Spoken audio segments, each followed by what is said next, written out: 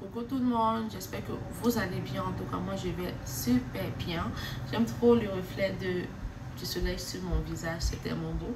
Mais bon, là c'est pas le thème d'aujourd'hui. Le thème d'aujourd'hui c'est pourquoi les nouveaux immigrants détestent le Canada en 2024.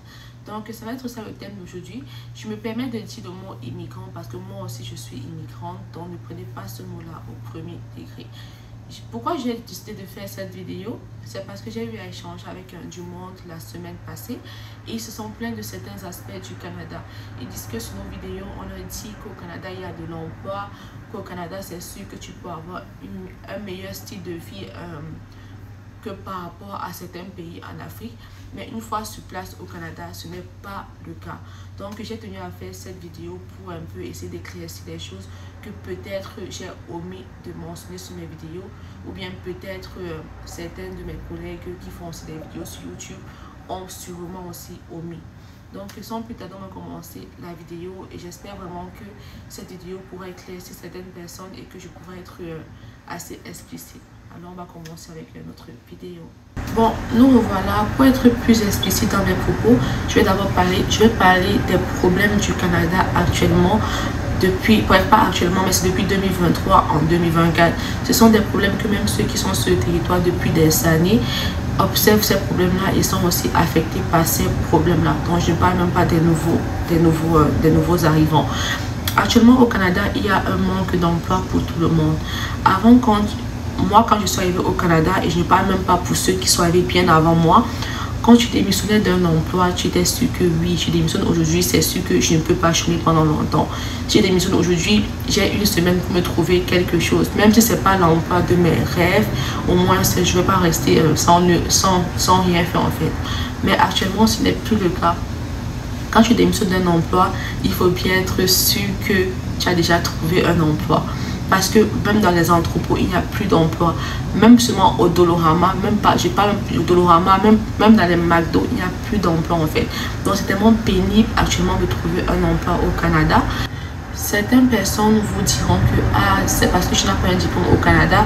Si tu as un diplôme ici, c'est sûr que tu ne vas pas galérer à trouver un emploi. Mais laissez-moi vous dire que ce manque d'emploi-là affecte vraiment tout le monde. Même ceux qui ont eu des baccalauréats, des maîtrises et tout, vous diront que c'est pas si évident pour eux de quitter leur emploi aujourd'hui là et d'être sûr que demain ils vont trouver autre chose.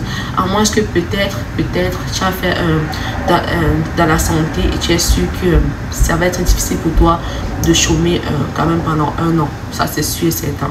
Mais maintenant quand tu es dans un pays où tu sais qu'il y a un fort taux d'immigration, il faut maintenant savoir faire la part des choses. Il faut savoir te démarquer et avoir des astuces pour pour te donner plus de chances de trouver le travail. Par exemple, j'ai fait une vidéo la dernière fois où je donnais des astuces pour mieux se démarquer et trouver de l'emploi facilement. Quand tu sais que tu es dans un pays où il y a un fort taux d'immigration, déjà essaye de voir les domaines qui payent actuellement dans ce pays-là. Tu peux partir sur le site et tu regardes des petites formations à faire. Tu peux partir peut-être faire des recherches pour certaines villes et tu regardes des villes qui sont en recherche du personnel. Tu regardes des villes qui sont en recherche de la main d'œuvre par exemple. Donc il y a ces petites astuces que vous pouvez utiliser pour vous démarquer et sortir du lot de ceux qui galèrent. Donc pas pour sortir du lot, mais pour donner plus de chances de ne pas être dans le lot de ceux qui galèrent à trouver un emploi. Et pour ceux que ça intéresse, je vais vous mettre encore le lien de cette vidéo là en commentaire ou bien ici dessous, pardon. Là vous pouvez un peu aller voir et apprendre quelques astuces qui m'ont beaucoup aidé et qui pourront aussi certainement vous aider. Donc il y a le fait de se démarquer, se donner plus de chance, et il y a aussi le fait de partir aussi dans la bonne ville. Déjà à Montréal, il y a beaucoup de monde à Montréal, beaucoup de monde. C'est vrai que Montréal c'est bien pour s'intégrer facilement parce que tu vas rencontrer du monde de plusieurs pays, tu vas rencontrer donc vraiment de presque tous les pays, tu vas rencontrer ce monde-là à Montréal. Même ceux qui ne parlent pas français, qui parlent peut-être juste espagnol, allemand, américain, même je vais dire, ils sont à Montréal. Donc quand tu vois que tu es dans une ville déjà où il y a un fort taux d'immigration et que déjà même ceux qui sont sur place n'arrivent pas à trouver avoir un revenu à la fin du mois, moi je te conseille de regarder d'autres villes qui est à la recherche de la main d'œuvre. Ne reste pas stagné aussi à Montréal comme les autres. Pourtant, il y a plusieurs villes qui recherchent du monde parce que là-bas, chez eux, tout le monde fuit parce que chez eux, il n'y a pas beaucoup de monde comme à Montréal parce que chez eux, il n'y a pas beaucoup de fun, beaucoup de loisirs, beaucoup de plaisir comme à Montréal. Donc, tu dois savoir faire la part des choses, savoir que je viens au Canada pour avoir du fun ou bien pour gagner ma vie. Donc, c'est cette part de choses-là aussi qui pourra te donner plus de chances aussi de te démarquer et aussi plus de chances aussi d'avoir de l'emploi au Canada. Mais comme j'ai dit dans ma précédente vidéo, je ne te demande pas de prendre tes affaires et de t'installer directement dans une autre ville sans avoir même trouvé un emploi. Mais non, mais pendant que tu es à Montréal ou bien peut-être à Toronto ou bien autre grande ville, pendant que tu es là-bas, tu postules un peu de partout. Et si dans la ville où tu es, tu postules, tu ne trouves rien, pendant que tu es dans cette ville-là, continue de postuler dans cette ville-là et en même temps aussi, tu postules aussi dans des petites villes qui recherchent de la main d'œuvre. Là, en te déplaçant pour partir dans cette petite ville-là, tu es sûr que oui, je m'en vais là-bas parce que j'ai déjà un emploi stable, je commence tel jour. Donc, c'est à peu près ça. Donc, on va ignorer que le premier problème, c'est déjà le problème d'emploi. Mais malgré qu'il y a ce problème de manque d'emploi, il y a toujours des stratégies pour se démarquer et pour se donner plus de chances d'avoir de l'emploi au Canada en 2024. Le deuxième point, c'est le logement. Actuellement, pour avoir le logement au Canada, c'est tellement pénible. Donc, c'est comme si tu partais en fait rechercher la peau d'os pour offrir ça à quelqu'un. Donc, c'est tellement précieux en fait. Souvent, même tu es dans un appartement, tu n'es plus à ton confort, mais tu préfères rester dans cet appartement-là parce que non seulement niveau budgétaire, ça fait ton affaire et aussi même, tu n'arrives même pas à trouver un autre logement qui pourrait être bon pour toi niveau budgétaire, même aussi bon pour toi, pour ton confort. Donc, tu préfères rester dans cet appartement-là jusqu'à ce que un miracle se produit et tu tombes sur un appartement. Récemment, je suis partie pour visiter des appartements parce que moi, je n'aime pas rester dans un appartement pendant longtemps. Il y avait une file de pratiquement 100 personnes qui attendaient pour visiter en fait ce même appartement-là. Je me suis demandé que, mais sur tous les 100 personnes-ci, est-ce que moi j'ai un peu de chance qu'on me prenne? Parce qu'il y avait des familles et tout. J'ai dit, mais sur tous les 100 personnes-ci, est-ce que moi j'ai la chance même qu'on me prenne sur tous les 100 personnes-ci? Moi, je suis rentrée. Et c'est comme ça. Et j'ai vu ce genre de cas 3 fois. Et j'ai aussi vu même des gens dans des groupes qui se plaignaient de ça, que je t'envoie visiter un appartement, tu vois une file comme ça. Et même quand tu parviens, et même quand c'est à ton tour, tu vois les documents que le bailleur te demande, tu dis que mais l'appartement c'est le baccalauréat ou quoi, je te pose la question, tu dis que mais yo, donc c'est tellement compliqué actuellement d'avoir un appartement au Canada. Et même quand tu trouves un appartement, le bailleur va te compliquer la tête en disant que il faut un bon crédit, il faut c'est là, il faut nanana. Imaginez juste un instant, tu es un nouveau immigrant, c'est sûr que tu n'auras pas un bon crédit, tu n'auras même pas de crédit. Donc tu es obligé de partir un peu débrouiller dans une colocation jusqu'à ce que tu trouves un bailleur qui ne demande pas tous ces protocoles là en fait. Mais maintenant je ne juge pas ces bailleurs là, seulement ils ont eu de mauvaises expériences, ils veulent juste aussi se protéger aussi, je ne les juge pas, mais sauf que parfois il faut souvent aussi se mettre à la place des gens. En fait, tout ceci était juste pour dire, ne vous attendez pas à ce que ça soit du gâteau au niveau du logement quand vous allez arriver au Canada. Parce que j'ai vu des gens qui galéraient dans des aéroports parce qu'ils n'avaient pas trouvé de logement à temps lorsqu'ils venaient au Canada.